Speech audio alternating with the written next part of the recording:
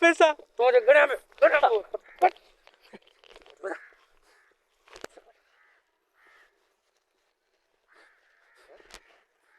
ए भाई तो 150 रुपया है ना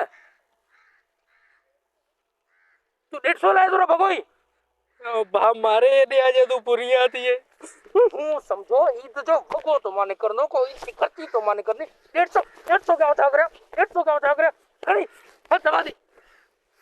बरोबर इते वांदो वेठो है केमल हुन कुंड दे केमल हुन केमल केड़ो फायदो है वांदो था जो बात जेके कम कर आऊं गया तो वो मुजीब करे तो हाँ सही असा जा पेट तो त पाले न असा ही वांदा वेठा आहियूं जेको तू अता खाराई में तो असा पेट पे तो पाले ताना एगो जिंदगी भर ला कोन वींदा यो तानो पियो लगे तोखे हां इतका में कोन वेंदो तू वनी इतकाब में वेंदे वनी इतकाब में वो जुमो आयो जुमो सुना मुके अची चए तो मो न्याणी यो रिश्तो दे मुझे बाबा मोट न्याणी किथां आई जे असा के लगो तो न्याणी आ शर्म के बना इते वेही करे फायदो करो और जे को चवा तो वो कर कोसो वे आओ छा पे चवा हां वनी इतकाब में वे हां छाए रखी दे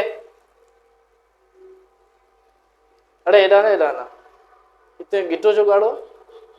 गाड़ी जे करे गाड़ो इतरो है जा इडू गाड़ो थियो छा मसलो बाबा के ताड़ में बाबा तू चुप करे वे